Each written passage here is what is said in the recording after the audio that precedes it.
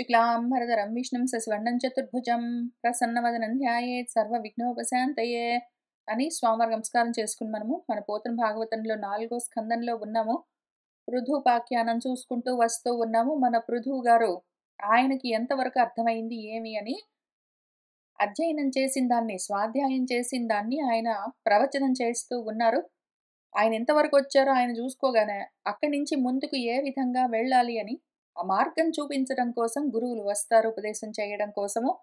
అందుకని మనం కూడా ఎదురు చూస్తూ ఉన్నాము. ఈలోగా ఆయన తన చుట్టూ కూర్చుని తను చెప్తూ ఉన్న ఈ విషయాలన్నీ వింటూ ఉన్న ఋత్వికులకు, మిగిలిన సభాసదులకు ఏం చెప్తున్నారని చూస్తూ ఉన్నాము. ఆయన పోయిన వారం ఏం చెప్పారంటే, కాబట్టి మనము ఒకవేళ డైరెక్ట్‌గా ఆత్మను ఆత్మగానే అంటే మన స్వరూపంగానే పట్టుకోగలిగితే మంచిది. ఒకవేళ అట్లా చేయలేకపోతే నెక్స్ట్ ఆప్షన్ ఆత్మను పట్టుకున్న వాళ్ళు, ఆత్మ దర్శనం చేస్తూ ఉన్న వాళ్ళెవరున్నారో వాళ్ళనైనా కనీసం మనం పట్టుకుని ఉండాలి. అది అత్యవసరము.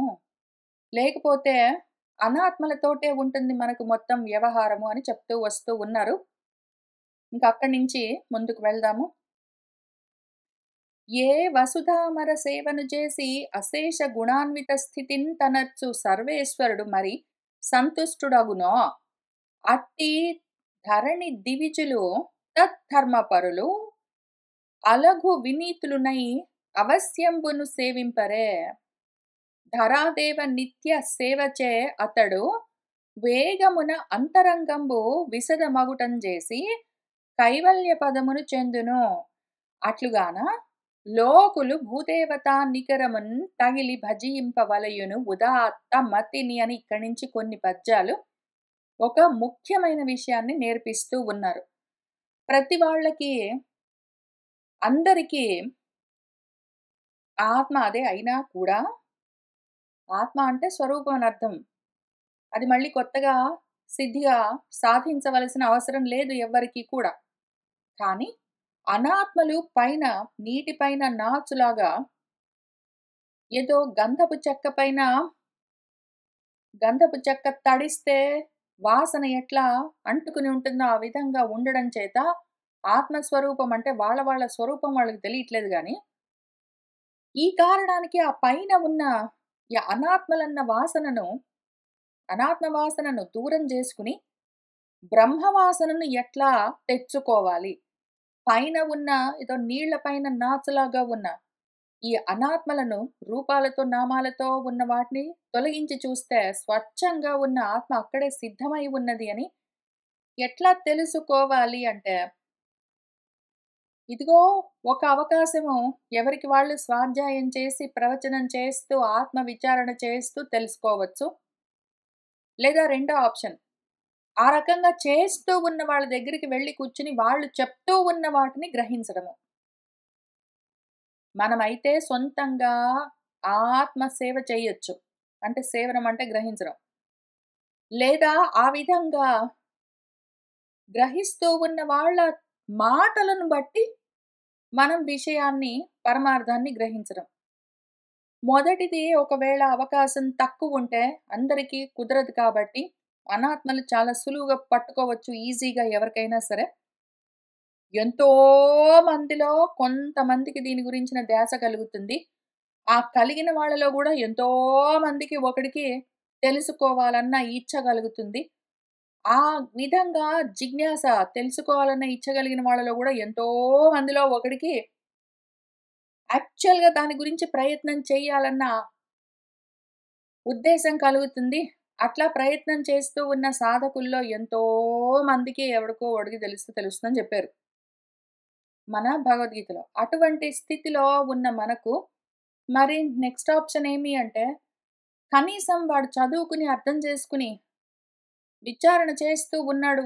వాడు చెప్పిన మాట మనం వింటే, అక్కడ కూర్చొని వాడితో మాట్లాడుతూ ఉంటే, వాడు చెప్తూ ఉన్న దాన్ని గ్రహిస్తూ ఉంటే మనము నెమ్మదిగా ఆ స్థితికి చేరవచ్చు. ఈ విషయాన్ని ముఖ్యంగా ప్రస్తుతించడం కోసం, హైలైట్ చేయడం కోసమే ఇక్కడి నుంచి కొన్ని పద్యాలున్నాయి. అందుకని వసుధ అంటే భూమి మీద అమరులు. మరణ స్వభావం ఉన్నవాళ్ళు మర్త్యులు.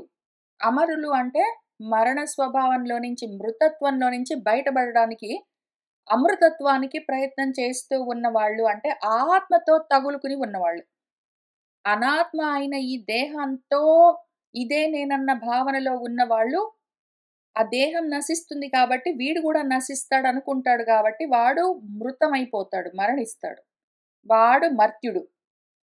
అయితే ఎవరైతే ఆ మరణించే స్వభావం ఉన్న దేహమే నేనన్న భావనను వదిలిపెట్టి, అసలు నాశమన్నది లేని ఆత్మను పట్టుకున్నవాడు, ఆత్మ భావన చేస్తున్నవాడెవడున్నాడో వాడు అమరుడు. అమరులు అంటే దేవతలని ఆటోమేటిక్ ట్రాన్స్‌లేట్ చేస్తాం గానీ, ఎందుకు అమరులు? దేవతలు ఎందుకు అంటే, దేవతలు అంటే దివ్యంగా ప్రకాశిస్తూ ఉన్నవాళ్ళు అని అర్థం. ప్రకాశం అంటే జ్ఞానం. జ్ఞాన ప్రకాశంతో ఉన్నవాళ్ళని చెప్పడానికి దేవతలు అని అర్థము. వాళ్ళు ఆత్మతో తగులుకుని ఉంటారు గాబట్టి, ఆత్మకు నాశముండదు. వీళ్ళకు కూడా నాశం లేదు. అందుకని వాళ్ళు అమరులు. ఈ విధంగా అమరులెవరున్నారో అంటే, ఆత్మతోటే ఎక్కువగా వాళ్ళు సక్తమై, భక్తమై ఉంటారు. అనాత్మలతో అత్యవసరమైతే తప్ప అతి స్వల్పంగా వ్యవహరిస్తూ ఉంటారు. అటువంటి వాళ్ళెవరున్నారో వాళ్ళు భూమి మీద అమరులు. ఇప్పుడు అటువంటి వాళ్ళు అంటే బ్రహ్మ మార్గంలో, జ్ఞాన మార్గంలో ఉండి, శాస్త్రాలన్నీ అధ్యయనం చేస్తూ, ప్రవచనం చేస్తూ, విచారణ చేస్తూ, ఆత్మభావన చేస్తూ ఉన్నవాళ్ళెవరున్నారో, అటువంటి వాళ్ళను మనము సేవించాలి. వాళ్ళు సేవించడం అంటే గ్రహించడం. వాళ్ళు ఏం మాట్లాడుతూ ఉన్నారు అని వాళ్ళ మాటలను మనం గ్రహిస్తూ ఉండాలి. వాళ్ళు చెప్తూ ఉన్న మాటల్ని మనం లోపలికి స్వీకరిస్తూ ఉండాలి. లోపలికి గ్రహిస్తుండాలి. కాక వాళ్ళు ఏమి ఆచరిస్తూ ఉన్నారు అని గ్రహిస్తూ ఉండాలి. ఈ విధంగా చెయ్యడము వసుధామర సేవ చెయ్యడము. ఆ రకంగా చేస్తే అశేష గుణాన్విత స్థితిన్ గుణాలన్నీ ఎన్నైనా ఉండొచ్చు మనలో. అయితే ఈ విధంగా మనం ఒకవేళ ఆ గుణాలన్నింటికి అతీతంగా ఉన్న ఏ తత్వం ఉన్నదో అది అసలు యాక్చువల్‌గా త్రిగుణాత్మకమైన గుణాలు గాదు. భగవత్ గుణాలని కొన్ని ఉంటాయి. ఆత్మ గుణాలు, భగవద్గుణాలు, సత్ గుణాలు అని పిలిచేవి కొన్ని గుణాలుంటాయి.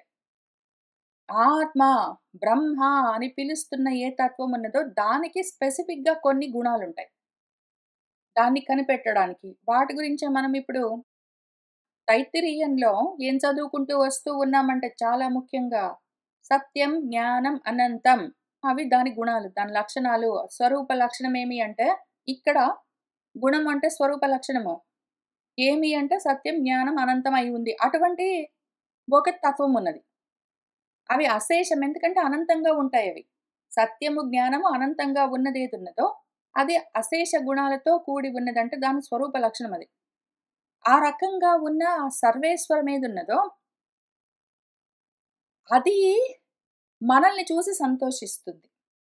సత్యం, జ్ఞానం, అనంతం, బ్రహ్మ అని ఏది చెప్పుకుంటామో, బ్రహ్మగా పిలిచిన, ఆత్మగా మనం పిలిచిన అది మన స్వరూపమై ఉన్నది. అది సంతోషిస్తుంది. ఎందుకంటే డైరెక్ట్‌గా ఈ దేహ భావనతో ఉన్న జీవుడికి వెంటనే ఆత్మ గురించి చెప్పినా అర్థం గాకపోతే, కనీసం ఆత్మతత్వ విచారణ చేస్తూ ఉన్న వాళ్ళ దగ్గరికి వెళ్లి కూర్చుని, అదే పనిగా వాళ్ళు చెప్తూ ఉన్న విషయాల్ని గ్రహిస్తూ ఉంటే, సేవించడం అంటే గ్రహిస్తూ ఉంటే, అప్పుడా భగవంతుడు లోపలున్నవాడు చాలా సంతోషిస్తాడు. అందుకనే ఇటువంటి ప్రవచనాల దగ్గరికెళ్లి కూర్చున్నా, మనము ఇటువంటి ప్రవచనాలు చేస్తూ ఉన్నా గూడా, మన ఆత్మ ఎందుకు శాంతిస్తుంది? ఎందుకు మనకంత సంతోషంగా ఉంటుంది? ఎంత ప్రాపంచికమైన కర్మలు చేసినా గూడా అశాంతిగానే ఉన్న అదే మనసు, ఇక్కడికొచ్చి కూర్చొని ఇవి చదువుకుంటూ, వింటూ, చెప్పుకుంటూ, విచారిస్తూ, ఆలోచిస్తూ ఉంటే ఎందుకంత సంతోషిస్తుంది అంటే, ఆత్మ గురించి ఆలోచిస్తూ, చదువుకుంటూ, చెప్తూ ఉంటేనే అది సంతోషంగా ఉంటుంది మరి. ఆ విధంగా సంతోషించే ఏ స్థితి ఉంటుందో దాన్ని పొందుతాడు వాడు. ఎందుకంటే అదే పనిగా ఆత్మ గురించే మాట్లాడుతూ, విచారిస్తూ, వింటూ, చెప్తూ ఉన్నవాడెవడున్నాడో వాడితోటి వెళ్లి మనం కూర్చొని అవే చెప్తూ, వింటూ, విచారిస్తూ ఉంటే మనకు కూడా అంత సంతోషం కలుగుతూ ఉంటుంది. కాబట్టి మనం ఏం చేయాలి? అటువంటి ధరణి దివిజులు, దివిలో జన్మించిన వాళ్ళు. దివి అంటే మళ్ళీ ప్రకాశం అని చెప్పుకున్నాం మనము. ప్రకాశం దగ్గర నుంచి వచ్చిందేమి ఏదైనా సరే ప్రతిది ఆత్మ ప్రకాశం నుంచే వచ్చిన కార్యాలు ఇవన్నీ. కాబట్టి ఆత్మ ప్రకాశాన్ని తెలుసుకుంటూ ఉన్న వాళ్ళు ఎవరున్నారో వాళ్ళ దగ్గరికెళ్లి కూర్చోవడము. తత్ ధర్మపరులు తత్ పదార్థం ఏదుందో తత్ త్వమసి అని చెప్తూ ఉంటారు. ఆ తత్ పదార్థము దాన్నే తత్వం అంటారు. అదే వాళ్ళ స్వధర్మంగా ఎవరు అనుష్ఠానం చేస్తూ ఉన్నారో అటువంటి వాళ్ళ దగ్గరికెళ్లి కూర్చొని పొద్దస్తమానం ఇదే విషయం వింటూ, చెప్తూ, మాట్లాడుతూ, విచారణ చేస్తూ ఉంటే ఆ విధంగా ఉన్న వాళ్ళ బుద్ధి ఎట్లా ఉంటుందంటే అలఘమైపోతుందది. లఘు అంటే కొంచెం అల్పమై ఉండడం. అలఘు అంటే ఇంకా అనంతం. ఇది కూడా ఇంత వ్యాపిస్తుంటుంది మరి. పొద్దస్తమానం ఇవే విషయాలు మాట్లాడుతూ, తెలుసుకుంటూ, వింటూ ఉంటే అనాత్మలేవి అని తెలుస్తూ ఉంటాయి. ఆత్మ ఏంటి అని తెలుస్తూ ఉంటుంది. దాంతో బుద్ధి వికసిస్తూ ఉంటుంది. దాని పేరు వినయము. వినీతులు అంటే చక్కగా నడుపబడ్డవాళ్ళు అని అర్థం. అంటే జ్ఞానంతో ఎవరైతే ముందుకు వెళ్తూ ఉన్నారో సాధకులు అని అర్థం. అటువంటి వాళ్ళయ్యి మీరందరూ గూడా అవశ్యం అంటే ఇంకా వశంలో ఉండడము, వశి అయి ఉండడము వేరే విషయము. ఇక్కడ అవశ్యము అంటే ఇంక మీ వశంలో మీరు లేకుండా తత్తు విషయాన్ని తెలుసుకోవాలని తత్పరమై మీరు వెళ్ళి దాన్నే సేవిస్తూ ఉండండి మీరు పొద్దస్తమానము అని చెప్తూ ఉన్నారు మన గురువుగారు ఇక్కడ పృథువు గారు మనందరికి. ఆయన ఏమంటున్నారంటే, ధరాదేవ నిత్య సేవచే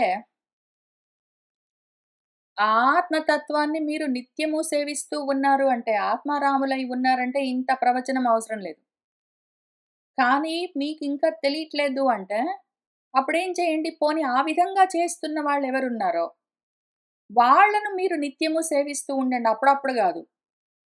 ప్రపంచంలో పనులన్నయిపోయి ఏమీ పని లేక ఖాళీగా కూర్చున్నాము. ఏం చేస్తాం పట్టండని గాదు. పనిగట్టుకుని పొద్దస్తమానము వాళ్ళు చెప్తూ ఉన్న మాటలను, వాళ్ళు ఆచరిస్తూ ఉన్న పద్ధతులను సేవిస్తూ ఉండండి మీరు. ఆ విధంగా చేశారనుకోండి. అప్పుడు వాడు వేగంగా, శీఘ్రంగా, అంజస, సహస, క్షిప్రం వీటన్నింటికి ఒకటే అర్థం.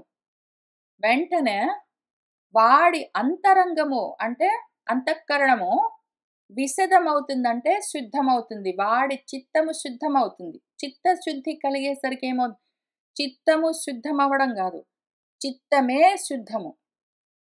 చిత్తము శుద్ధము, సత్వము, శాంతము అని దాని లక్షణాలు.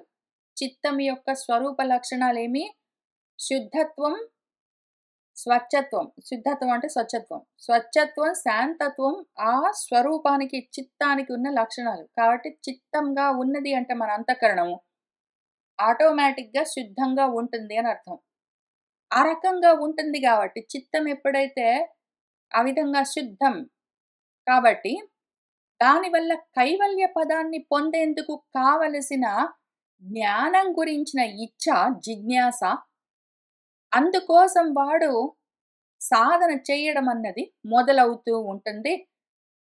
ఆ విధంగా అట్లుగాన అందుకని లోకులందరూ, ప్రజలందరూ భూదేవతా నికరమును అంటే ఈ భూమి మీదే మనతో పాటే ఉంటూ ఉంటారు, తింటూ ఉంటారు, తిరుగుతూ ఉంటారు, ఉద్యోగాలు అవి చేస్తారు. ఇల్లు పిల్లికున అన్నీ చూసుకుంటున్నట్టే కనిపిస్తూ ఉంటారు. కానీ వాళ్ళు మాత్రం పొద్దస్తమానము టైం ఉన్నప్పుడల్లా అదే పనిగా పనిగట్టుకుని ఈ శాస్త్రాలన్నీ అన్ని భాషల్లో ఉన్న శాస్త్రాలు ఇవే చెప్తూ ఉంటాయి మనకు. సంస్కృతంలో, తెలుగులో, కన్నడంలో, హిందీలో, ఇంగ్లీష్‌లో ఏ ట్రాన్స్‌లేషన్‌లో ఉన్నా సరే చెప్తూ ఉన్న వీటినే మన శాస్త్రాలనే వాళ్ళు అదే పనిగా చదువుకుంటూ, చెప్తూ, విచారిస్తూ ఉన్నారో వాళ్ళ దగ్గరికెళ్లి కూర్చొని తగులుకుని మామూలుగా గాదు. పోయి తగులుకోండి వాళ్ళని. ఆ తగులుకోవడాన్నే మనము భక్తి అని పిలుస్తాము. భక్తమవ్వడం అంటే తగులుకుని ఉండడం, సక్తమై ఉండడం. మహా ఆసక్తితో, భక్తితో మీరు వెళ్ళి అక్కడ కూర్చొని వినండి అంటే ఏమి? తగులుకోండి అని అర్థం. మీరు భక్తిగా వినండి అంటే తగులుకోండి అని అర్థం. మీరు ఆసక్తితో వినండి, గ్రహించండి అంటే తగులుకుని గ్రహించండి అని అర్థం. భక్తి అన్న, ఆసక్తి అన్న. ఆ రకంగా పోయి తగులుకోండి వాళ్ళని. భజించడం అంటే ఏంటి? విభజించడం. విభజనం అంటే విడిపోయి ఉండడం. భజించడం అంటే వాళ్ళ దగ్గరికెళ్ళడం. వాళ్ళ దగ్గరికి వెళ్లి తగులుకోండింకా అదే పనిగా. ఆ రకంగా చేయవలసి ఉంటుంది. అది గూడా విసుక్కుంటూ, తిట్టుకుంటూ వాళ్ళు జెప్పారు గాబట్టి మనం జేస్తామని ఆ రకంగా గాదు. ఉదాత్తమతితోటి ఉత్ అంటే పైన, ఆత్తం అంటే ఎత్తి పట్టుకున్న. కావాలి అని ఉద్యమించిపోయి మీరు ఈ విధంగా నిజంగా అద్వైత జ్ఞాన మార్గంలో ఉన్న వాళ్ళెవరున్నారో వాళ్ళని పోయి తగులుకోండి. వాళ్ళు చెప్తూ ఉన్నదాన్ని భక్తితో, ఆసక్తితో, శ్రద్ధతో వింటూ ఉండండి. దీనివల్ల ఏం జరుగుతుంది అంటే, మీ అంతరంగము విశదమవుతుంది. మీ అంతరంగము చిత్తంగా మారుతుంది. మీ అంతరంగం ఒకవేళ అహంకారంగా ఉన్నది అంటే తగులుకోవడం గాదు.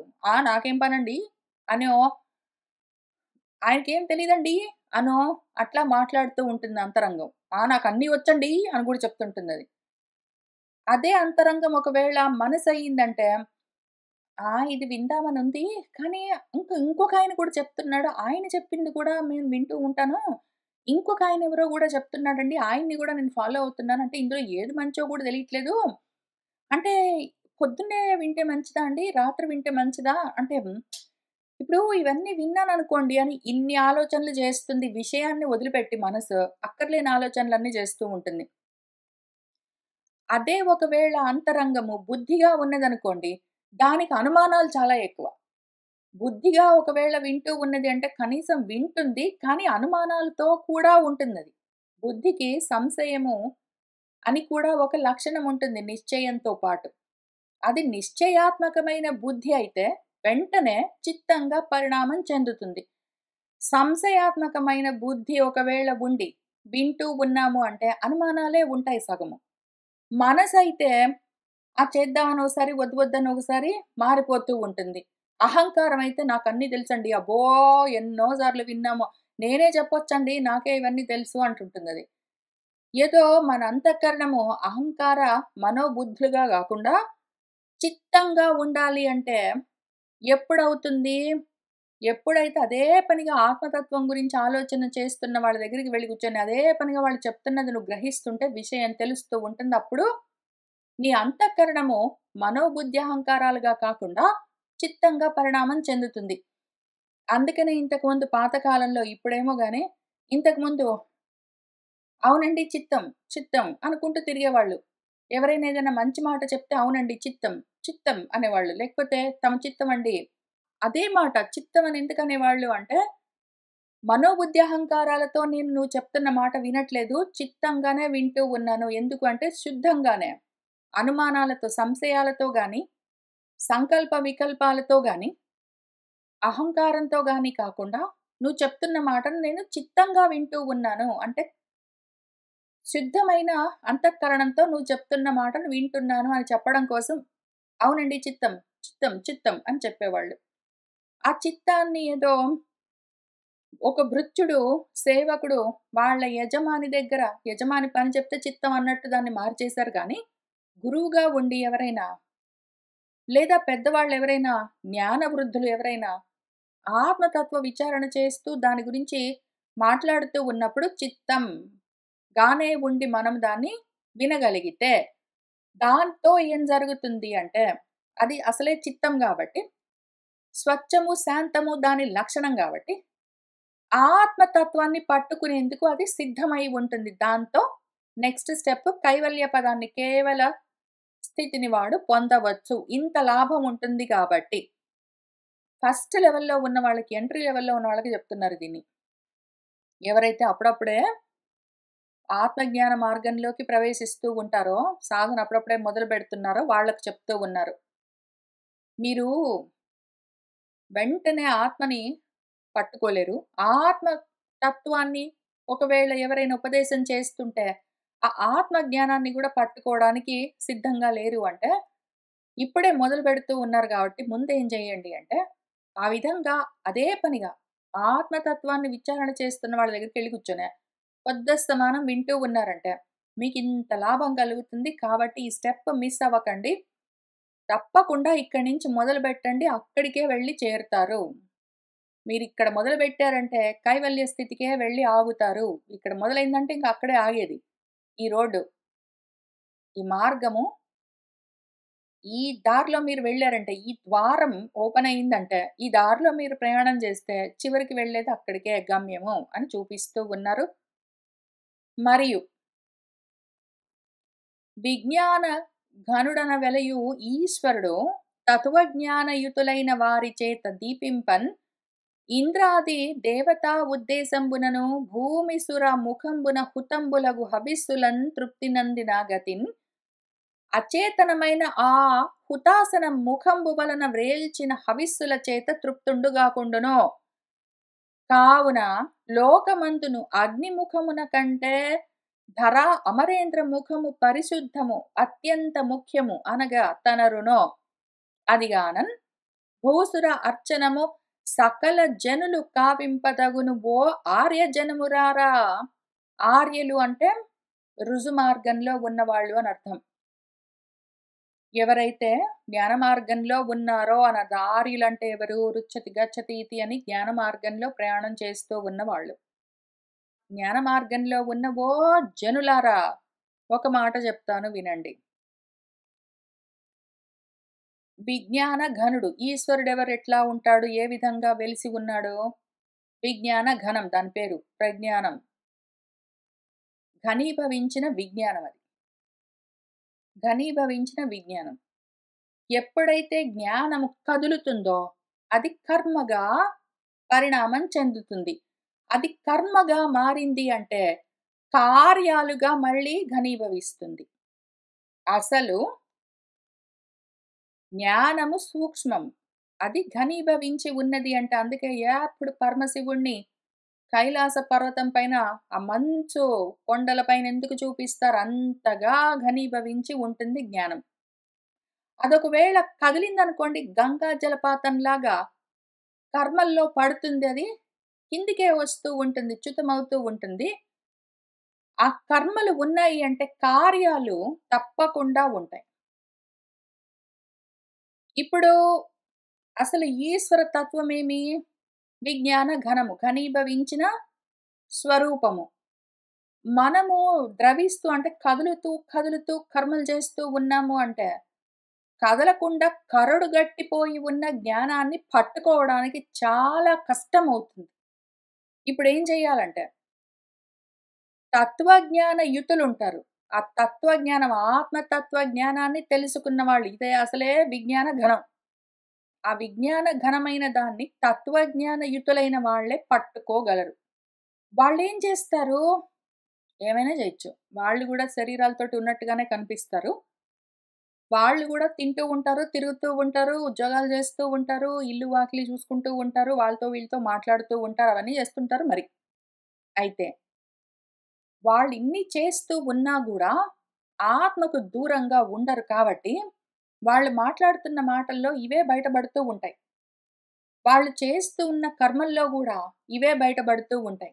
ఊరికనే మనం బయట నుంచి దూరం నుంచి అసలు ఆత్మతత్వం గురించి ఏమాత్రం అవగాహన లేకుండా పూర్తిగా అనాత్మల్లోనే ఉండి, పూర్తిగా కర్మల్లోనే ఉండి, అజ్ఞానంలోనే ఉండి, చీకట్లోనే ఉండి వాళ్ళని చూస్తే ఎంత రమణ మహర్షి అయినా సరే, శంకర్ల వారైనా సరే, ఎవరిని చూసినా సరే, వాళ్ళు కూడా మనలాగా మామూలు మనుషులే గదా! వాళ్ళు గూడా పొద్దున లేస్తారు, పళ్ళు తోముకుంటారు, స్నానం చేస్తారు, అన్నం తింటారు, వాళ్ళతో వీళ్ళతో మాట్లాడతారు ఇంతే గదా! అని అనిపిస్తుంది.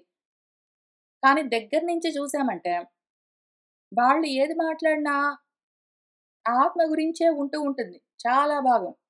అత్యవసరమైతే అనాత్మలతోటి వ్యవహరించవలసి వస్తే అతి తక్కువగా ఉంటాయి వాళ్ళ వ్యవహారాలు. వాళ్ళ సంగతి వాళ్ళు చూసుకుంటూ ఉంటారు. శాంతిగా ఉంటారెప్పుడు. సహనంతో, తితిక్షతో ఉంటారెప్పుడు. మాట్లాడితే అందరి బాగు కోసం హితము, ప్రియము ఉన్నవే మాట్లాడుతూ ఉంటారు. మాట్లాడితే అర్థవంతమైనవే మాట్లాడుతూ ఉంటారు. ఏవైనా పనులు చేస్తే గూడా ఎంత అవసరమో అంత దేహానికి అంతవరకే చేస్తారు. మిగిలినవి పట్టించుకోరు. కామక్రోధాలు లేకుండా ఉంటారు. ఇవన్నీ వాళ్ళ లక్షణాలు. ఇప్పుడు వాళ్ళ చేత దీపింపని ఎంతో గొప్పగా ఇంద్రాది దేవతోద్దేశంబునను ఇంద్రుడు మొదలైన దేవతలను ఉద్దేశించి భూమి సురముఖంబున ఏదో ఋత్వికులు వాళ్ళు యజ్ఞాలన్నీ చేస్తూ హవిస్సులన్నింటినీ ఆహుతి చేస్తూ ఉంటే అందులో ఆ యజ్ఞమన్న ఆ కర్మలో, ఆ క్రియలో అచేతనమైన జడ పదార్థమైన పంచభూతాల్లో ఉన్న ఒక అగ్నిలో ఏదో ఇంద్రాయ స్వాహ అనుకుంటూ రకరకాల దేవతలను ఉద్దేశించి ఏవేవో హవిస్సులన్నీ ఆహుతిస్తే వేలిస్తే గూడా ఆ హవిస్సుల చేత ఈ విజ్ఞాన ఘనమైన ఈశ్వరుడు తృప్తుండు కాకుండును, తృప్తి పొందడు. మనము చాలా ఓపికతో, ఎంతో శ్రద్ధతో, ఎంతో ద్రవ్యాలవన్నీ తెచ్చి, వ్యయాలన్నీ పెట్టి, శ్రమలకన్నింటికి ఓర్చి, యజ్ఞాలన్నీ చేసి, హవిస్సులన్నీ ఆ యజ్ఞకుండంలో ఆ జడ పదార్థం, ఆ జడమైన అగ్నిలో ఆహుతిస్తే గూడా భగవంతుడు అంతగా సంతోషించడు. ఏమి తృప్తి పొందడు. కానీ మాత్రం ఈ లోకంలో ఆ అగ్ని ముఖం కంటే గూడా ధర అమరేంద్ర ముఖం ఉంది గదా! వీడున్నాడు పాపం. ఆత్మతత్వ జ్ఞానాన్ని సాధిస్తూ ఉన్నవాడెవడున్నాడో, పొద్దస్తమానం వాడు భగవద్గీతలు, భాగవతాలు, పోతన భాగవతం అంటాడు. వాడు వ్యాస భాగవతం అంటాడు, భగవద్గీత అంటాడు, వాడేంటో బ్రహ్మసూత్రాలంటాడు, వాడు ఉపనిషత్తులంటాడు, పొద్దస్తమానం ఇవే చదువుతూ ఉంటాడు. వాటి గురించే ఆలోచిస్తుంటాడు, నోట్స్ రాస్తుంటాడు, వాటి గురించే ప్రవచనాలన్నీ చేస్తూ ఉంటాడు, అందరితోటి విచారిస్తూ ఉంటాడు వాడు. ఇదే పనిలో ఉంటూ ఉంటాడనుకోండి, వాడు చూడ్డానికి ఎట్లైనా ఉండొచ్చు. వాడిట్లా ఉంటాడు. వీడు ఆ నోట్స్ రాసి చదువుకొని ఇంక దేహానికి ఎంతో కొంత చెయ్యాలి గాబట్టి, ఇంక లేచెళ్ళి ఏదో కంచంలో అన్నం బెట్టుకొని, ఒక ముద్ద నోట్లో బెట్టుకొని తింటున్నాడనుకోండి. ఇంకా భగవంతుడు ఎంత సంతోషిస్తాడంటే, ఓహో! ఇది అదిగో వాడి నోరు ఆ అగ్ని కుండము, యజ్ఞ వేదిక, వాడి నోట్లో వాడు అన్నం బెట్టుకున్నాడు గదా! ఆ పెట్టుకున్న అన్నము ఆ హవిస్ అదసలు యజ్ఞంలో సమర్పించిన హవిస్ ఓహో!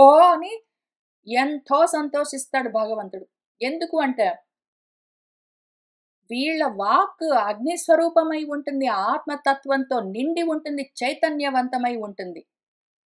నిజంగా బయట ఏదో యజ్ఞాలవన్నీ చేస్తే కర్మకాండలో క్రియలను అది జడ పదార్థం. ఏదో ఇటుకలు వాటి బెట్టి, ఏదో ఎండు పుల్లలు అవన్నీ ఏసి, ఏదో అందులో అగ్ని రగిలించి, అందులో ఏవో జడ పదార్థాలు తీసుకొచ్చి హవిస్సులను, ద్రవ్యాలు అందులో వేస్తే అన్నీ జడమే అందులో. మొత్తం జడమే. వాటితోటి ఎందుకు సంతోషిస్తాడు భగవంతుడు?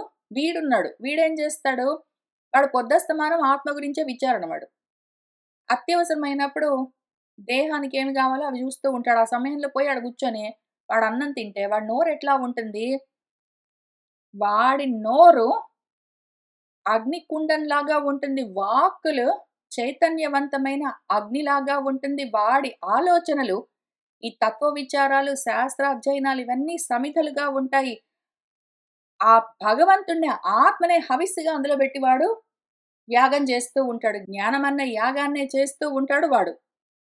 అటువంటి వాడు చేస్తూ ఉన్న ఈ వాక్కులన్న యాగమేదున్నదో దానికి భగవంతుడు సంతోషిస్తాడు. వాడి నోరు అగ్నికుండం అనుకోని, వాడి నోట్లో నుంచి వస్తున్న వాక్కులన్నీ ఓహో! ఎంత బాగున్నాయనుకోని, వాడి నోట్లో బెట్టుకొని అన్నం నములుతూ ఉంటే ఆహా! ఎంత గొప్ప హవిస్సులనుకోని భగవంతుడు సంతోషిస్తాడు గానీ, ఊరికినే జడ పదార్థాలను బెట్టి ఏంటో క్రియలన్నీ జేస్తే ఆయన అంత సంతోషించడు. మన విశుద్ధమైన తత్వము, మన విజ్ఞాన ఘనం గురించి ఆలోచించే వాడి యొక్క నోరు పరిశుద్ధమై ఉంటుంది మరి ఆటోమేటిక్. ఎందుకు? వాడి చిత్తము శుద్ధమని ఆల్రెడీ చూసుకున్నాము. వాడి చిత్తం ఆల్రెడీ శుద్ధం గాబట్టి, వాడి ఆ వాక్కులు కూడా సిద్ధమై బయటికొస్తూ ఉంటాయి. దాంతో ఆ శుద్ధమైన వాడిలో నుంచి శుద్ధమైన వాక్కులొస్తూ ఉంటాయి. వాడి దేహం కూడా అటువంటి కర్మలు చేస్తూ ఉంటే, ఆ క్రియలను చూసి ఆహా! గొప్ప యాగ క్రియలు, యజ్ఞ క్రియలు అనుకుంటాడు భగవంతుడు. చాలా మురిసిపోతాడు.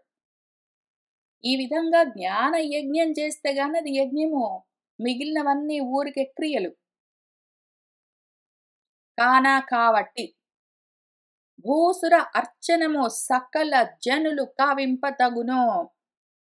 ఈ విధంగా ఆత్మ గురించే విచారణ చేస్తూ ఉన్న వాళ్ళను చేరి మనము అంటే భజించి అంటే చేరి విభజనమై విడిపోకుండా వాళ్ళను తగిలి భక్తమై సక్తమై సేవించాలి. వాళ్ళు చెప్తూ ఉన్న విషయాలను గ్రహించాలి.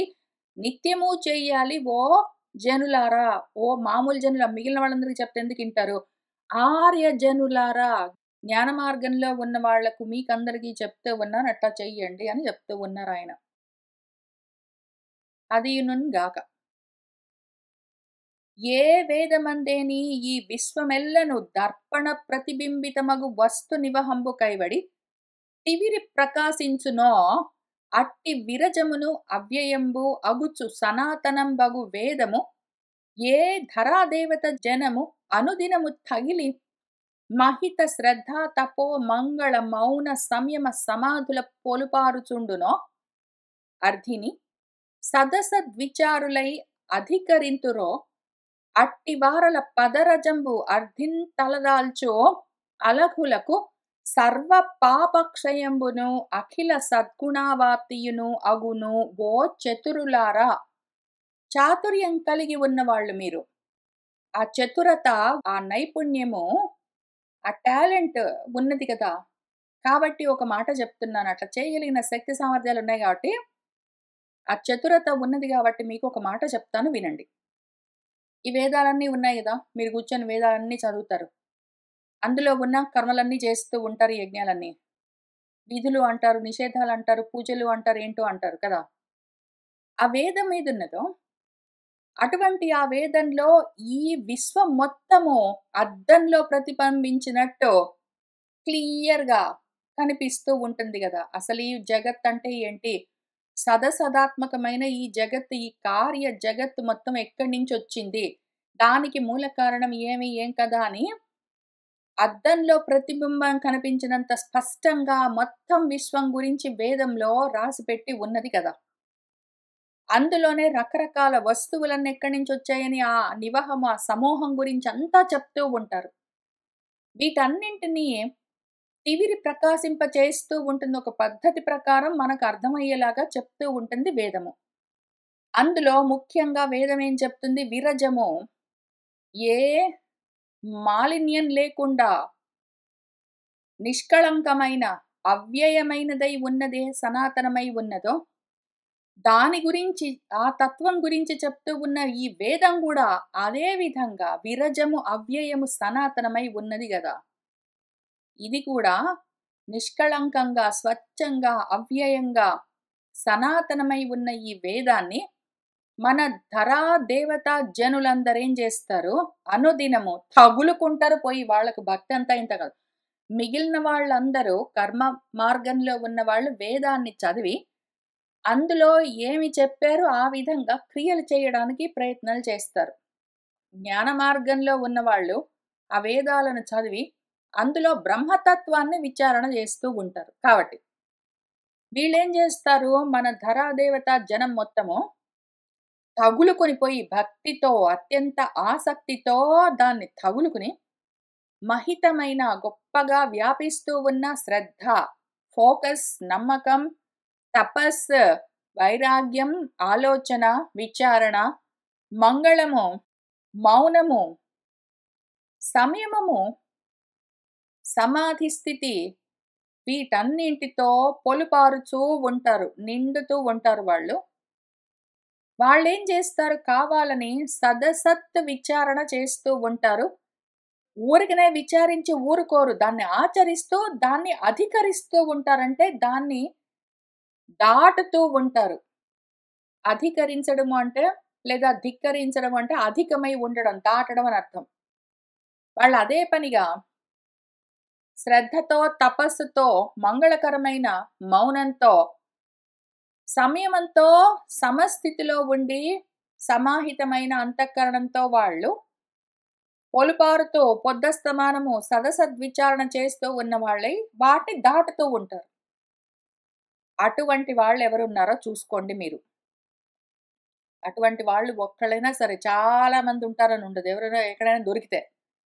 వాళ్ళని చూసుకుని, వాళ్ళ దగ్గరికెళ్లి కూర్చొని, వాళ్ళ పదరజాన్ని అంటే వాళ్ళ కాళ్ళ దగ్గర ఉన్న దుమ్ము తీసుకొని తల మీద చల్లుకుంటాను. వాళ్ళ కాళ్ళు గడిగి ఆ నీళ్లు నెత్తి మీద చల్లుకుంటాను. వాళ్ళ కాళ్ళు గడిగి ఆ నీళ్లు తాగుతాను. వాటితో స్నానం చేస్తాను. ఇంట్లో తెచ్చిపెట్టుకుని ఆ సీసా పొద్దస్తమానము పూజలన్నీ చేస్తాను. ఇవన్నీ గాదు. పదరజస్ అంటే పదం అంటే వాక్కులని చెప్పుకున్నాం మనం. పాదం అంటే అర్థం. ఆ పదాలను రజస్ అంటే దుమ్ము కణవంతైనా సరే, కొంచెమైనా సరే, వాళ్ళు చెప్తూ ఉన్న మాటలను ఏమాత్రము నువ్వు పట్టుకున్నా చాలు, దాన్ని అర్థి కోరుకుని తల మీద బెట్టుకో. అంటే బుద్ధిలో బెట్టుకో. వింటావు, మళ్ళీ దులుపుకొని ఇంటికొస్తావు, నీ పనులలో నువ్వు పడతావంటే పని జెయ్యదు. నువ్వు పనిగట్టుకుని, కోరుకుని, వెతుక్కుని పట్టుకో ఇటువంటి వాళ్ళని ఒక్కళ్ళని. అసలు లేనే లేరు, నాకు కనపడనే గాని అసలెక్కడా లేనే లేరంటే, ఇంక నీ దరిద్రానికి అంతం లేదని అర్థం. దరిద్రము అంటే దుర్గతి కలిగి ఉండడం. అంటే కిందికి జారిపోవడం. నీకెంత దుర్గతంటే, ఎంత దరిద్రం అంటే, అసలు ఒక్కడు గూడా నాకటువంటి వాడు అసలు కనిపించనే కనిపించట్లేదంటే ఇంక చేసేదేమీ లేదు.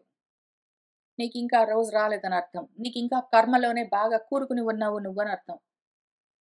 కానీ ఎవడో ఒకడు దొరికాడు. వాడిని వెతుక్కుంటూ వెళ్ళి, ఫిజికల్‌గా వెళ్ళాలి. ఫిజికల్‌గా వాడి కాళ్ళు పట్టుకొని, ఫిజికల్‌గా వాడి దుమ్మంతా నెత్తి మీద పోసుకోమని గాదు.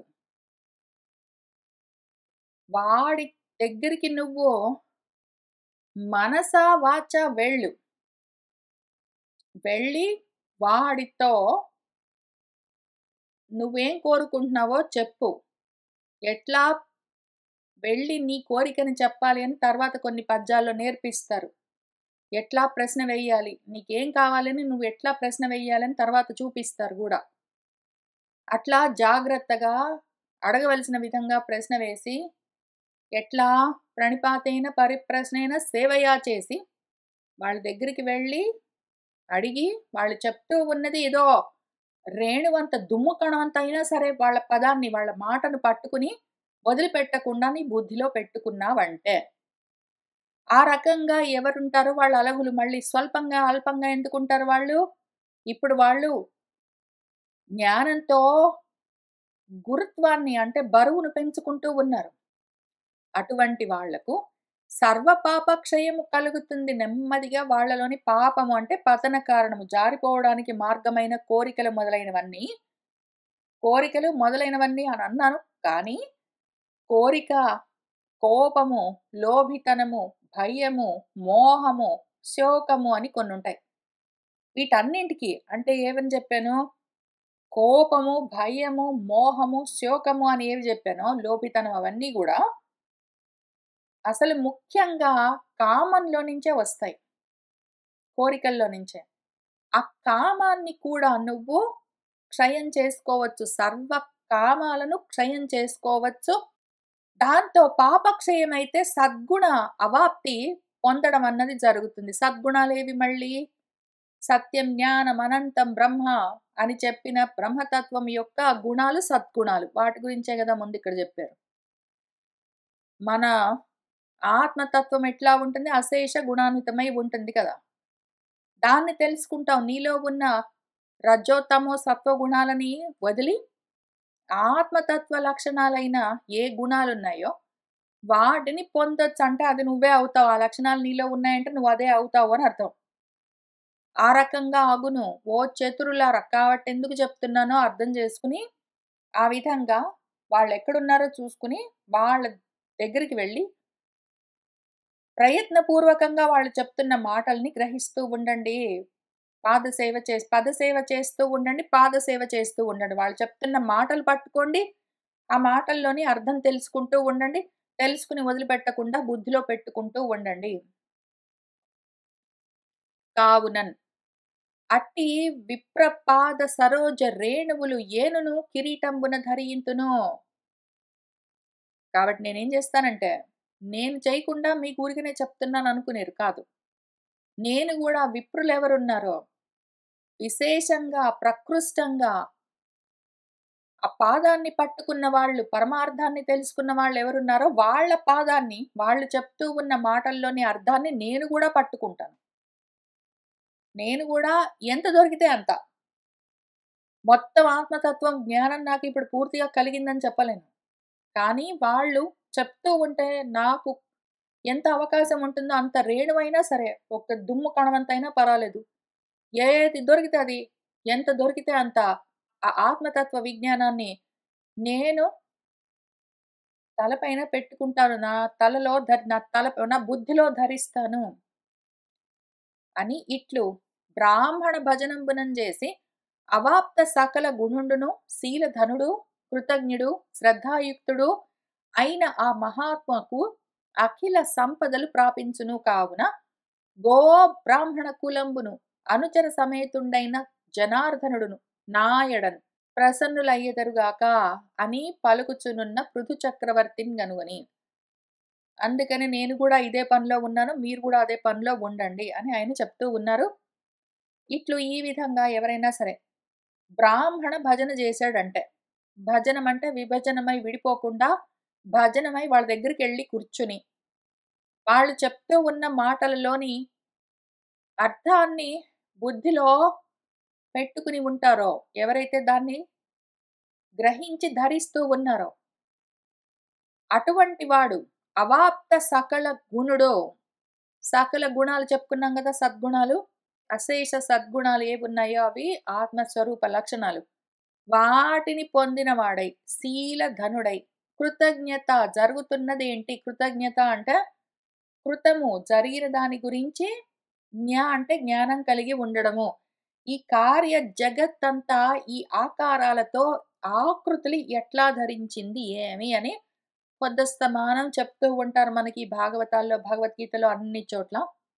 వాటిని తెలుసుకోవడము కృతజ్ఞత. కృతజ్ఞుడు అంటే కృతమైన ఈ సదసదాత్మకమైన జగత్ కార్య బ్రహ్మం గురించి జ్ఞానం కలిగి ఉండడమే కృతజ్ఞత. ఆ విధంగా వాడికి తెలుస్తూ ఉంటుంది. సదసద్వివేకం ఉంటుంది గదా! వాడికి అందుకని. శ్రద్ధతో ఉంటాడు వాడు. ఫోకస్ బాగా ఎక్కువగా ఉంటుంది. ఆ విధంగా ఏ మహాత్ముడున్నాడో మహత్తుగా వాడి అంతఃకరణం వ్యాప్తి చెందుతూ ఉంటే, ఎందుకంటే వచ్చినవన్నీ ఈ కృతమైన ఈ కార్య జగత్తంతా ఎక్కడి నుంచొచ్చిందసలు? మహత్తు నుంచే వచ్చింది. మహత్తత్వమే వ్యాపించి అక్కడి నుంచే అహంకారము మొదలైనవి అక్కడి నుంచి భూతాది అక్కడి నుంచి అన్నీ వచ్చాయి గాబట్టి, వీడు మహత్తుగా వ్యాపిస్తుంటే, ఆత్మ అంటే వాడి స్వరూపం. ఆ మహత్తు వాడి స్వరూపం అయితే అన్నీ అందులోకొచ్చేస్తాయి మరి. వాడింకా అఖిల సంపదలను ప్రాపించుకుంటాడు. మొత్తం కస్యస్వి ధనం అని ఈశావాస్యం అడిగిన క్వెషన్‌కి వాడే ఆన్సర్. కావున గో బ్రాహ్మణ కులమంతా. గోవులంటే ఏవి? వాక్కులు. వేదాలను, వాక్కులను, ఊపిర్లను, ఆలోచనలను, భూమిని, ఇంద్రియాలను ఎన్నింటినో గోవులను పిలుస్తూ ఉంటాయి మన శాస్త్రాలు. ఆ కాంటెక్స్‌ని బట్టి మనము గోవులు అంటే ఇక్కడ వేదాలు, వేదాలు చెప్తున్న వాక్కులు, వేద వాక్కులు అని అర్థము. శాస్త్ర వాక్కులు. అవి వాటిని నా దాకా తీసుకొనొచ్చి నాకు అర్థమయ్యే విధంగా అందించే ఆ బ్రహ్మకులము అంటే జ్ఞానకులము. మనకు రెండే 2 మార్గాలు. బ్రహ్మ మార్గము లేదా క్షత్ర మార్గము. క్షత్ర మార్గము కర్మ మార్గము. బ్రహ్మ మార్గము జ్ఞాన మార్గము. వీళ్ళు జ్ఞాన మార్గంలో ఉన్న వాళ్ళని గదా మనం వెతుక్కుంటూ పోయి పట్టుకుంది. వాళ్ళు, వాళ్ళు చెప్పే వాళ్ళ వాక్కులు. వాళ్ళ మాటలు. వీళ్ళతో పాటు వాళ్ళని అనుసరించి ఉండే ఆ జనార్దనుడు. ఎందుకంటే బ్రాహ్మలెప్పుడు వేదవాక్కులు పట్టుకుంటారు. వేదవాక్కులు ఎప్పుడు పరబ్రహ్మాన్ని వదిలిపెట్టకుండా అద్దంలాగా చూపిస్తూ ఉంటుంది. కాబట్టి ఈ 3 నేను ఒక సద్బ్రాహ్మణ్ణి పట్టుకుంటే, అంటే సత్ గురించి మాత్రమే మాట్లాడే బ్రహ్మ మార్గంలో ఉన్న జ్ఞానిని పట్టుకుంటే, ఆత్మతత్వ విచారణ చేస్తున్న వాడిని నేను పట్టుకుంటే, వాడి దగ్గర నుంచి వాడి వాక్కులు, ఆ వాక్కుల్లో నుంచి ఆ వాక్కులు చెప్పే పరబ్రహ్మము అంటే నా ఆత్మతత్వము నాకు తెలుస్తాయి. ఇవన్నీ వరసగా ప్రసన్నమవుతాయి.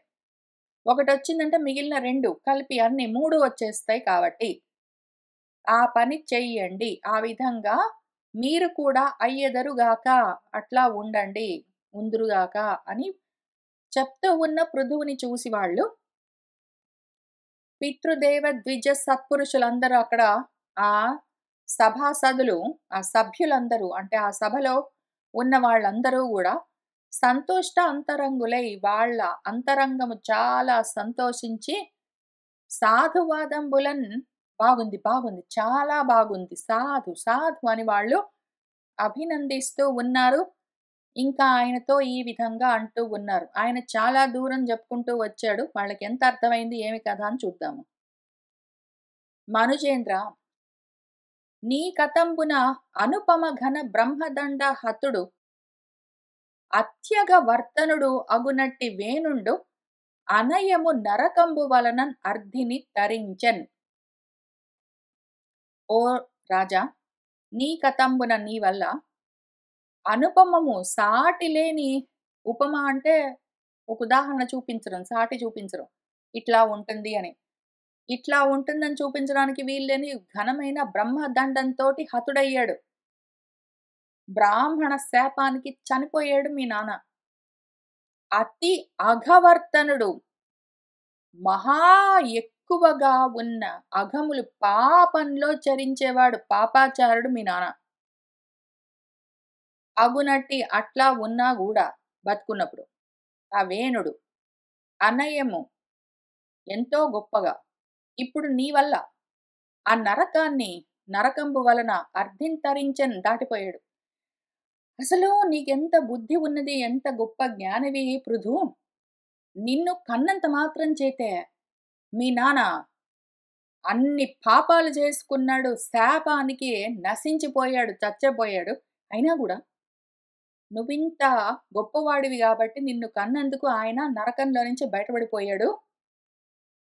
కావున పుత్రేణ జయతే లోకాన్యను వేదవచనంబు నిశ్చయంబు. అందుకని వేదం ఏం చెప్పిందంటే వేదవాక్కు ఒకటుంది. పుత్రేణ పుత్రుడి వల్ల జయతే జయిస్తాడు వాడు. ఏమి జయిస్తాడు వాడు కొడుకుని కన్నందుకంటే లోకాలన్నింటినీ జయిస్తాడు అని వేదవాక్కుంది గదా! అది నిశ్చయం నిజం. ఆ మాట నిజమయ్యింది. వీళ్ళు చూసొచ్చినట్టు. ఆ వేణుడు గారు నరకానికి వెళ్ళడము, ఈయన వీళ్ళకి ఉపదేశం చేయగానే ఆయన వెంటనే ఉపదేశం చేసినంత మాత్రానో, లేకపోతే పృథువు పుట్టగానేనో మరేంటో ఆయన నరకంలో నుంచి 180 డిగ్రీస్ రోడ్ యూటర్న్ తీసుకొని ఇంక మరి ఎటెళ్ళాడో నరకంలో నుంచి బయటపడ్డాడని చెప్తున్నారు. మరి అక్కడి నుంచి ఎక్కడికెళ్లారని వీళ్ళేమి కమిట్ కాలేదు. మరి ఇవన్నీ వీళ్ళు ఎక్కడి నుంచి చూసారో వీళ్ళకేం అర్థమైందో అట్లా జరిగిందని చెప్తున్నారు. పురుషవరేణ్య హేమకశిపుడు రమా లలనేసు నిందచే నరకమునొంద గోరియు గుణజ్ఞుడు భాగవతుడు అయిన ఆ వరతనయు ప్రభావమున వాసికిని ఎక్కి విధూత పాపుడై నిరయము పొందడయ్యే అతి నిర్మల కీర్తిన్ తనర్జన్గావునన్. ఇంకొక ఎగ్జాంపుల్ కూడా చెప్తాను నీ గురించి ఒకటే కాదు. నువ్వు ఆల్రెడీ ఒక ఎదురుగా ప్రత్యక్షంగా ఉన్న ఎగ్జాంపుల్. కాక ఇంకొక ఎగ్జాంపుల్ కూడా చెప్తాము. వేదంలో ఈ మాట ఉందని చెప్పాం కదా మేము. పుత్రేణ జయతే లోకాన్ అని. అది వేదవాక్కు. కాక ఎదురుగా కళ్ళ ముందు నువ్వే ప్రమాణం, ప్రత్యక్ష ప్రమాణం. కాక పురాణంలో కూడా ఒక ప్రమాణం ఉంది. ఎగ్జాంపుల్. ఓ పురుషవరేణ్య ఓ రాజా, మనుషుల్లో శ్రేష్ఠుడా, హేమకశిపుడని ఒకడున్నాడు, హిరణ్యకశిపుడు. వాడు రమాలల్నేశుణ్ణి, లక్ష్మీదేవి భర్తను మాధవుణ్ణి, విష్ణువును అదే పనిగా నిందిస్తూ ఉంటే దానివల్ల వాడికి నరకం కలిగింది. నరకాన్ని పొందాలని, నరకం కావాలనే వాడు కోరుకునే పొద్దస్తమానము విష్ణువుని తిడుతూ ఉంటే ఈలోగా ఆయనకు ఒక కొడుకు పుట్టాడు. ఆ కొడుకు గుణజ్ఞుడు పాపం. ఆత్మతత్వ గుణాలు విజ్ఞాన ఘనం యొక్క స్వరూప లక్షణాలు ఇవి అని ఏవున్నాయో, ఆ అశేషమైన గుణాల గురించిన జ్ఞానం కలిగిన వాడు ఆత్మతత్వజ్ఞుడు అని అర్థం. భాగవతుడు భగవంతుణ్ణి తగులుకుని ఉన్నవాడు. ఆ వరతనయుడు ఆ శ్రేష్టమైన పుత్రుడి వల్ల, వాడి ప్రభావం వల్ల వీడు మన హిరణ్యకశిపుడు అంత పాపిష్టివాడు అయ్యే నరకంలో పడాలనే అటువంటి పాపకర్మలు చేసినా కూడా కొడుకు వల్ల, కొడుకు ప్రభావం వల్ల వాసికిని ఎక్కి ఎంతో ఘనకీర్తి సంపాదించి, ఏమి ఘనకీర్తి సంపాదించాడు అందరూ తిట్టుకుంటారు ఇప్పటికి కూడా. రాక్షసుడని పిలుస్తారు, అసురుడు అని పిలుస్తారు. విధూత పాపుడై పాపాలన్నీ పోగొట్టుకుని నిరయమును పొందడయ్యనో, నరకాన్ని పొందలేదు, అతి నిర్మలమైన కీర్తిని పొందాడని ఇక్కడ ఇది మళ్ళీ కొంచెం ఎక్కువగా మన పోతన గారు రాశారు మూలంలో లేనిది. కానీ ఇంతకీ మన వాళ్ళు ఇంతసేపు చెప్పాడు, మన పృథువు ఇంతసేపు చెప్పాడు, ఇంతసేపు ఆయన ఏం చెప్పాడు? జ్ఞానం వల్లే కైవల్యము, జ్ఞానం వల్లే మోక్షము. కాబట్టి మీరేం చెయ్యండి అంటే సొంతంగా చదువుకోండి, లేదా చెప్పండి, లేదా చెప్పేవాళ్ళ దగ్గర కూర్చొని వినండి, వాళ్ళు చెప్తూ ఉన్నది గ్రహించండి, దాన్ని మీ బుద్ధిలో పెట్టుకోండి, విచారణ చెయ్యండి, చిత్తాన్ని శుద్ధం చేసుకోండి. అది సిద్ధమయ్యిందంటే దాంతో జ్ఞానం కలుగుతుంది, దాంతో కైవల్యం పొందొచ్చని ఆయన మొత్తం ఇదే కదా చెప్పింది ఆయన కొన్ని వారాలుగా. వీళ్ళకి ఏమర్థమైంది? ఆయన ఎక్కడైనా మీరెంత పాపిష్టి వాళ్ళైనా సరే, మీరెటువంటి పాపాచారులైనా, ఎంత దుర్మార్గులైనా, ఎటువంటి నరకంలో పడిపోవలసిన వాళ్ళైనా, నరకంలో పడ్డవాళ్ళైనా సరే, ఇదిగో కొడుకుని కన్నారంటే, కొడుకు ఇట్లాంటి వాడైతే మాత్రం మీరు బయటపడిపోతారని చెప్పాడు ఆయన ఎక్కడైనా? ఎక్కడైనా. పైగా ఇక్కడ వేదవాక్కుని వాళ్ళు వేదవచనాన్ని కోట్ చేస్తూ ఉన్నారు. పుత్రేణ జయతే లోకాన్నని. పుత్రుడంటే ఫిజికల్‌గా పుట్టే కొడుకు గాదు. మళ్ళీ పిల్లలు పుడితే వాళ్ళ వల్ల నువ్వు నరకాన్ని దాటుతావని ఇంకేంటో ఉంటుంది అని చెప్తారు గానీ, ఏదో ఒక పిల్లలు గూడా గాదు, మగ పిల్లలు పైగా. ఆ రకంగా ఉంటేనే పుత్రుడు కలిగితేనే వాడు లోకాలను జయిస్తాడు. ఏం లోకాలు జయిస్తాడో మరి తెలీదు అని చెప్తూ ఉన్నారు. ఇక్కడ పుత్రం అంటే మనం ఎన్ని సార్లు చెప్పుకున్నామో, పుత్రుడు అంటే డుమువులు ప్రథమా విభక్తి అని మగవాడని రూల్ ఏం లేదు అక్కడ. పుత్రం అంటే పుంసాంత్రాయతే ఇతి అని మనుషులను తరింపజేసేది జ్ఞానం మాత్రమే. కర్మల వల్ల పూర్తిగా మునిగిపోవడమే ఉంటుంది సంసారంలో. ఎవరైతే జ్ఞానాన్ని సాధిస్తాడో వాడే మోక్షానికి అర్హుడు అని వేదాలవే చెప్తాయి, పురాణాలవే చెప్తాయి, శాస్త్రాలవే చెప్తాయి. దాన్ని అర్థం చేసుకుని మీరు కూడా జ్ఞానాన్ని, ఆ పుత్రాన్ని ఒకవేళ సాధించారంటే దానితో మోక్షాన్ని పొందుతారు, కేవల స్థితి తెలుస్తుంది, ఆత్మ జ్ఞానులవుతారు. అవన్నీ ఆయన చెప్పుకుంటూ వస్తే, అదిగో నువ్వు పుట్టావు కాబట్టి మీ నాన్న అంత పాపిష్టివాడు, అంత పాపాత్ముడు, నరకంలో పడ్డవాడు కూడా బయటపడిపోయాడు. అదిగో ఈ హిరణ్యకశిపుడు అని ఒక ఆయన ఉన్నాడు, ఆయన కూడా బయటపడిపోయాడు. ఎవరు బయటపడ్డారు? వీళ్ళకి అర్థమైంది ఇది. అందుకని వీళ్ళకి కాదు ఉపదేశం. వీళ్ళింకా అక్కడికి రాలేదు, వాళ్ళకి ఆ మనస్థితి లేదు, వాళ్లకు చిత్తము సిద్ధం కాలేదు, వాళ్ళకు అది చిత్తము కాదు కాబట్టి అది శుద్ధము కాదు, కాబట్టి వాళ్లకు ఆత్మజ్ఞానానికి సిద్ధమై లేరు, కాబట్టి సిద్ధమై ఉన్న ఆత్మజ్ఞానానికి వాళ్ళు అర్హులు కాకుండా పోయారు. వాళ్ళకి కాదు, ఇప్పుడు తర్వాత జరుగుతూ ఉన్న ఉపదేశం ఇంక జరుగుతుందో ఇప్పుడు ఉపదేశం ఒకటి వస్తుంది. ఆత్మజ్ఞాన ఉపదేశము చేస్తారు. ఎవరికి చేస్తారు? మిగిలిన వాళ్ళందరికి కాదు. ఆ సత్రయాగంలో ఎంతో మంది ఉన్నారు, ఋత్వికులు ఉన్నారు, వేద పండితులు ఉన్నారు, యాగం చేస్తూ ఉన్న వాళ్ళు ఉన్నారు, దాన్ని చూస్తూ ఉన్న వాళ్ళు ఉన్నారు, అందరూ ఉన్నారు. కానీ అక్కడ కూర్చొని మన గురువు గారు చేసిన ఉపదేశం అందరికీ కాదు, పృథువుకు ఒక్కడికే. అంతమంది అది విన్నారు, కానీ మోక్షాన్ని సాధించింది పృథువు ఒక్కడే. ఎందుకు? పృథువుకు విషయం అర్థమైంది, మార్గం కరెక్ట్‌గా చూసుకున్నాడు, ఆ మార్గంలో సరిగ్గా వెళ్తున్నాడు కాబట్టి. మిగిలిన వాళ్ళు చెప్తూ ఉన్న దాన్ని అయథావత్తుగా వాళ్ళకి అర్థమైన విధంగా, వాళ్ళకి వినాలనిపించిన విధంగా పట్టుకుంటున్నారు గానీ, చెప్తూ ఉన్న విషయాన్ని చెప్పిన విధంగా పట్టుకోవట్లేదు వాళ్ళు. కాబట్టి వాళ్లకు ప్రవచనం లేదు, ఉపదేశం లేదు, వాళ్ళకిప్పుడే ఆ స్థితి కలగలేదు. వాళ్ళకు ఇంత చెప్తే వాళ్ళకి ఏంటో అర్థమైంది, వాళ్ళేంటో చెప్పారు అని పలికి వీరవర్యుండనతగు పృథు చక్రవర్తిని అయుతాబ్దంబులు తనరగ జీవితుగాక అని తగనాశీర్వదించి అభిమతమొప్పన్. అని అక్కడ కూరుకోలేదు. అసలే వాళ్ళకి ఈ రకంగా అర్థమైంది. అయథావత్తుగా అర్థమైంది వాళ్ళకి. అయథావత్తుగా అర్థం అవ్వడం ఒకటే గాదు. పైగా వ్యతిరేకంగా గూడా విషయం అర్థమవుతూ ఉన్నది వాళ్ళకి. ఆ ఆత్మకు వ్యతిరేకంగా విషయం అర్థమయ్యి, అనాత్మల పరంగానే మాట్లాడుతూ ఉన్నారు వాళ్ళు. వీరవర్యుడు పాపమైన వీర్యమాయనకు జ్ఞానమే ఆయన వీర్యము. దాంతో ఆయన పరాక్రమిస్తున్నాడు త్రివిక్రముడై. అందుకనే ఆయనకి మార్గం చూపించడం కోసం నెక్స్ట్ ఎక్కడికెళ్ళాలని చూపించడం కోసం గురువులొస్తారు. వీళ్ళ కోసం రారు అందుకే ఇప్పుడే. పాపం ఆయన మాత్రం వీరవర్యుడు. అటువంటి పృథు చక్రవర్తిని వీళ్ళేమి ఆశీర్వదించారో అప్పుడు కూర్చొని, అయుతాబ్దంబులు ఇంకా అనంతమైన సంవత్సరాలు ఎన్నో ఏళ్ళో తనరగ చక్కగా జీవింతువుగాక, దీర్ఘాయుష్మాన్ భవ అని వాళ్ళు ఆశీర్వదించారు. వాళ్ళు చిరంజీవిగా ఉండో అని ఆశీర్వదించారు. ఇది యాక్చువల్‌గా ఆయన ఇంతవరకు చెప్పుకుంటూ వస్తున్న విషయానికి గాని, తర్వాత ఆయన గురువుగారు చేసే ఉపదేశానికి గాని సంబంధం లేని సైడ్ బార్ విషయము. ఎందుకు అంటే, చిరంజీవిగా జీవించు, 1000 ఏళ్ళు, 100 ఏళ్ళు జీవించు అని చెప్పడము యాక్చువల్‌గా జీవభావంతో ఇట్లనే ఉండు అని చెప్పడం ఆశీర్వచనం కాదు. ఈ జీవభావాన్ని వెంటనే దాటు అని చెప్పడం ఆశీర్వచనము. మనకు జ్ఞాన మార్గంలో ఉన్న వాళ్ళకు ఈ జీవభావంలో నుంచి వెంటనే దాటు. జీవము, మరణము 2 దేహానికున్న విషయాలు. జన్మ మరణాలు 2 దేహానికి సంబంధించిన విషయాలు. నీకేమి వాటితో పని? అవి ఉంటే ఉంటాయి, ఊడితే ఊడేయి. నీకసలు జన్మ లేదు, మరణము లేదు, మార్పు లేదు. అవ్యయమై, అనంతమై, నిత్యమై, సత్యమై ఉన్న తత్వము నువ్వో అని చెప్పవలసిన మనిషికి నువ్వు ఇదే పనిగా ఇట్లానే జీవభావంతో ఉండు. ఇంకా అనంతమైన కాలం, ఎంతో కాలం ఇట్లానే నువ్వు జీవభావంతో ఉండు అని చెప్పడము ఆశీర్వచనం కాదు. ఎవరికది ఆశీర్వచనము?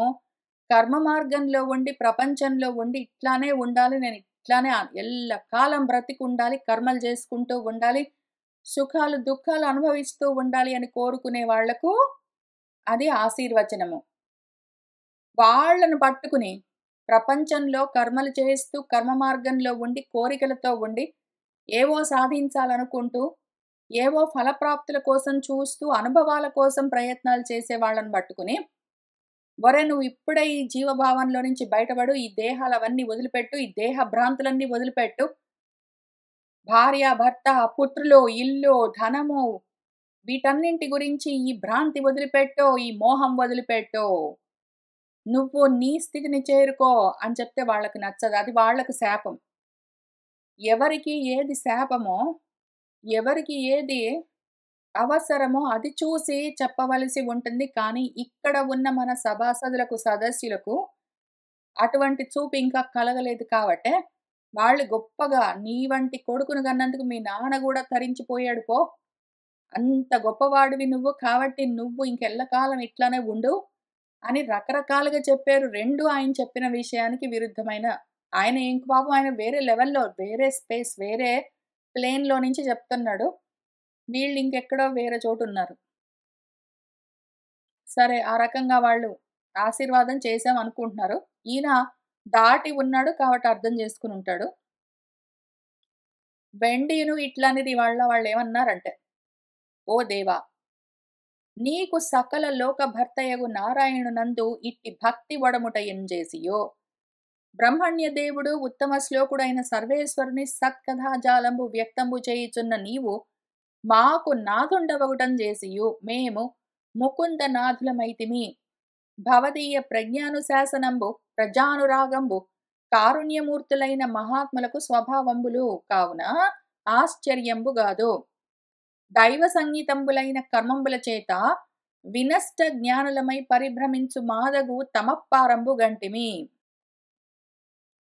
అని వాళ్ళు ఏమన్నారంటే, ఓ దేవా, ఓ పృథు రాజా, నీకు ఈ సకల లోకాలకు భర్త అయిన నారాయణుడి పైన ఇటువంటి భక్తి, ఆ నారాయణ్ణి ఆత్మని తగులుకుని ఉండడం అన్నది ఏదున్నదో ఆ రకంగా అది ఒడముట కలగడం అన్నది ఏదున్నదో దానివల్ల ఒకటి.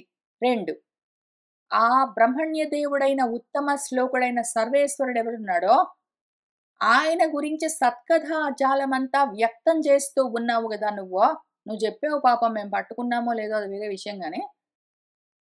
నువ్వు ఆ భగవంతుడిని నువ్వు ఆత్మను పట్టుకుని, దాని గురించి మాకు చెప్తూ ఉన్నందుకు, అటువంటి నువ్వు మాకు నాథుడివి, ప్రభువై ఉన్నందుకు, ఈ కనెక్షన్ వల్ల ఇంత దూరమైనా సరే ఎంతో కొంత కనెక్షన్ ఉండడం వల్ల, ఇప్పుడేం జరిగింది? ఆత్మ ఉన్నది. దానితో నువ్వు తగులుకునున్నావు. దాని గురించి విచారణ చేస్తూ మాకు చెప్తున్నావు. మాకు నువ్వు రాజువై ఉన్నావు. నువ్వు మాకు రాజువు. నువ్వు పోయి ఆత్మను తెలుసుకుని, దాని గురించొచ్చి మాకు చెప్తున్నావు.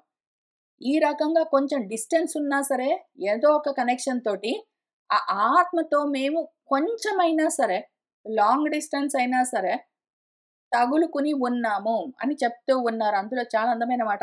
ముకుంద నాథులమై ఉన్నామంటే, ఆ ముకుందుడు మాకు నాథుడై ఉన్నాడు. నువ్వు ముకుందుడిని పట్టుకున్నావు. నువ్వు మాకు నాథుడివి. కాబట్టి ముకుందుడు మాకు నాథుడయ్యాడని వాళ్ళు చెప్తున్నారు గానీ, ఆ ఆత్మ వాళ్ళకు ముకుందమై ఉండాలి అంటే, వీళ్ళకు మోక్షం గురించిన ఇచ్చ ఉండాలి. వీళ్ళకు మోక్షం గురించిన ఇచ్చ ఉండి వీళ్ళు ముముక్షువులవుతే, ఆత్మతత్వం ముకుందమవుతుంది. మోక్షాన్నిచ్చే తత్వం అవుతుంది. మన పృథువుకు ఆత్మతత్వం ముకుందమయ్యింది. కానీ, వీళ్ళకు మోక్షం గురించిన ఆలోచన ఇంకా లేదు. ప్రపంచంలోనే, కర్మల్లోనే ఉన్నారు గాబట్టి, అక్కడ ముకుందం ఉన్నా గూడా, వీళ్ళకు మాధవుడు మాత్రమే అవుతుంది ఆ తత్వం. మా అంటే మాయ. దానికి ప్రభువై ఉన్నవాడు ఆ మాయతో ఉండి, ఈ జగత్తుని సృష్టిస్తే అందులో ఉండి కర్మలు చేసుకుంటూ ఉన్న వీళ్ళకు ఆ తత్వము మాధవమే అవుతుంది గానీ, ముకుందం గాదు. కానీ మాత్రం ఆ పేరు వాడతారు. టెక్నికల్ టర్మ్స్ ఎవరైనా వాడొచ్చు దాన్నేముంది. ఆహా! నాథా! నువ్వు ముకుందుడిని పట్టుకున్నావు. మాకు నువ్వు నాథుడివై ఉన్నావు. కాబట్టి ఈ కారణానికి మేము గూడా ముకుందుడు నాథుడుగా కలిగిన వాళ్ళమయ్యామని ఏంటో జెప్పారు. మంచిది వాళ్ళకంత స్థితి ఇంకా లేదు. ముకుందుడిని డైరెక్ట్‌గానో, ఇండైరెక్ట్‌గానో పట్టుకునేందుకు వాళ్ళకు మోక్ష ఇచ్చ ఇంకా లేదు. వాళ్ళు ముముక్షువులు గారు. వస్తారు. కాకుండా ఎక్కడికి పోతారు? ఎప్పుడో ఒకప్పుడు అక్కడికొస్తారు. ఇప్పుడు లేరు. భవతి కానీ మనకేమర్థమవుతుందంటే, చెప్పేవాళ్ళు చెప్తూ ఉంటే గూడా వినేవాళ్ళు సరిగ్గా వినలేకపోతే, పట్టుకోలేకపోతే ఎట్లా ఉంటాయో మాటలు. అవే మాటలు మాట్లాడుతూ ఉన్నారు. అవే తెలుగు అక్షరాలు లేదా సంస్కృతం అక్షరాలే మాట్లాడుతూ ఉన్నా గూడా, మాటలవే, శబ్దాలవే అన్నీ అవే అయినా గూడా అర్థం మాత్రం మారిపోయింది. అట్లా ఉంటుంది. ఆ విషయం గురించి మనకు క్లియర్‌గా ఒక క్లారిటీ రావడానికి, మనకి ఈ విషయం అర్థం గావడానికి పదాలవైనా సరే, పదాలు అవే అయినా కూడా అర్థం ఎంత వేరే వేరేగా అర్థమవుతూ ఉంటుందో ప్రజలకు ఒక్కొక్కళ్ళకి వాళ్ళ వాళ్ళ మనస్థితులను, వాళ్ళ వాళ్ళ అంతఃకరణాన్ని బట్టి అని తెలుస్తూ ఉంటుంది ఇటువంటి ఘట్టాల్లో. నీ యొక్క ప్రజ్ఞ చేత నువ్వు మాకు చేసిన ఈ అనుశాసనం ఏదున్నదో అది. ప్రజలను అనురాగంతో చూసుకోవడం అని ఏదున్నదో అది. కరుణతో నిండి ఆ స్వరూపమై ఉన్నదేదున్నదో అది. ఇటువంటివన్నీ మహాత్ములకు వాళ్ళ స్వభావము. అవన్నీ నీలో ఉండడము ఆశ్చర్యమేం లేదు. నువ్వు అటువంటి వాడివి, అంత గొప్పవాడివి. మేమెటువంటి వాళ్ళము, దైవ సంగీతము, దైవము అన్న పేరున్నదేదున్నదో కర్మ. అంటే ప్రారబ్ధ కర్మ. దైవం అంటే ప్రారబ్ధం. ప్రారబ్ధ కర్మలు చేసుకుంటూ మేము మా జ్ఞానము ఉత్తనష్టం గాదు, వినష్టం. పూర్తిగా విశేషంగా నశించి మా జ్ఞానము, ఆత్మజ్ఞానం నశించి, ప్రారబ్ధ కర్మల్లో బడి పరిభ్రమిస్తూ ఉన్నాం. ఇంత మాత్రం వాళ్ళ గురించి వాళ్ళకి తెలుసు. ఆ విధంగా ఉన్న మాదైన ఈ తపఃపారవేదున్నదో, ఈ తమస్సు అంటే చీకట్ల యొక్క పారము, అవతల గట్టును మేము కంటిమి ఇప్పుడు చూసాము. ఎక్కడి నుంచి చూసామో, మేమిక్కడే ఇటు సైడే సంసార సాగరానికి ఇవతల సైడే చీకట్ల గట్టున నిలబడి, అవతల ఎక్కడో దూరంగా ఈ సంసార సాగరాన్ని దాటి వెళ్తే అవతల గట్టేదున్నదో వెలుగుల స్థితి, దాన్ని ఇక్కడి నుంచి కొంచెం దూరం నుంచి చూసాం అంతవరకే. ఇంకా ముందు అందులోకి దిగాలి. ఒక పడవను పట్టుకోవాలి. దాన్ని నడిపించే గురువుగారిని చూసుకోవాలి. ఇంకా అది ఎక్కి కూర్చోవాలి. ఏదో సుడిగాలిలో కొట్టుకుని పోతూ ఉన్న నావలాగా కాకుండా, కోరికలతో రెపరెపలాడుతూ ఉన్న మనసు గాకుండా, స్థిరంగా ఉన్న నావలో కూర్చుని, గురువుగారు చుక్కాని వేస్తూ, ఆ మార్గంలో నడిపిస్తూ ఉంటే మేము అవతల గట్టుకి చేరాలి. ఇంక చాలా దూరం ఉన్నది మాకు. కానీ ఇంత దూరం నుంచైనా సరే, ఆ అవతల గట్టును కనీసం ఆ పారాన్ని మేము కన్నాం ఇక్కడి నుంచైనా సరే. ఈ చీకట్లలో నిలబడి, ఇక్కడ సంసారంలో, ప్రపంచంలో పరిభ్రమిస్తూ, జ్ఞానమంతా నశించిపోయి, ప్రారబ్ధ కర్మలు పట్టుకొని తిరుగుతున్న మేము, కనీసం నీ వల్ల ఇంత దూరం నుంచైనా చూడనైనా చూసాము అని చెప్పుకుంటూ ఉన్నారు. ఆ తర్వాత ఏ సర్వేశ్వరుడు బ్రాహ్మణ జాతిని అధిష్ఠించి క్షత్రియులను, క్షత్రియ జాతిని అధిష్ఠించి బ్రాహ్మలను, ఈ ఉభయంబును అధిష్ఠించి విశ్వంబును ధరించునో, అట్టి వివృద్ధ సత్తుడు, సర్వరూపుడు, మహాపురుషుడు అయిన ఈశ్వరునకు మేము నమస్కరింతుము అని అంటూ ఉన్నారు. సర్వేశ్వరుడు ఏం చేస్తాడు? బ్రహ్మ మార్గంలో ఉండి కర్మ మార్గాన్ని చూస్తూ ఉంటాడు. కర్మ మార్గంలో ఉండి బ్రహ్మ మార్గాన్ని, జ్ఞాన మార్గాన్ని చూస్తూ ఉంటాడు. ఈ 2 మార్గాలు గూడా నా వల్లే. ఇంతకుముందు చెప్పబడ్డాయి. కర్మనిష్ట, జ్ఞాననిష్ట అని 2 ఉంటాయని ఆ ఉభయంలో అధిష్ఠించి ఉన్నవాడున్నాడు. ఆ తత్వమే ఈ విశ్వాన్ని మొత్తాన్ని భరిస్తూ ఉంటుంది. వివృద్ధమైన సత్వ గుణంతో నిండి ఉంటుంది. అటువంటి సర్వరూపుడు, మహాపురుషుడు, ఈశ్వరుడు, ఆ తత్వానికి మేము నమస్కారం చేస్తూ ఉన్నామని చెప్తూ ఉన్నారు. ఇంక అప్పుడే వీళ్ళు సరే గాని వీళ్ళింకా అక్కడికి రాలేదు. వాళ్ళ మనసింకా అది మనసుగానో, బుద్ధిగానో, అహంకారంగానో ఎక్కడెక్కడో ఉన్నది గానీ చిత్తం గాలేదింకా. కానీ మన పృథువు మాత్రం సిద్ధమై ఉన్నాడు గాబట్టి, ఆయనకు ఉపదేశం చేయడం కోసము తర్వాత ఘట్టంలో గురువులు వస్తారు. బ్రహ్మోపదేశం చేస్తారు. ఇంకా తర్వాత ఏం జరిగింది, ఏమి అని అవన్నీ మనం చూసుకుంటూ వెళ్దాం. ఇవాల్టికి ఇక్కడికి ఆపుతున్నాను.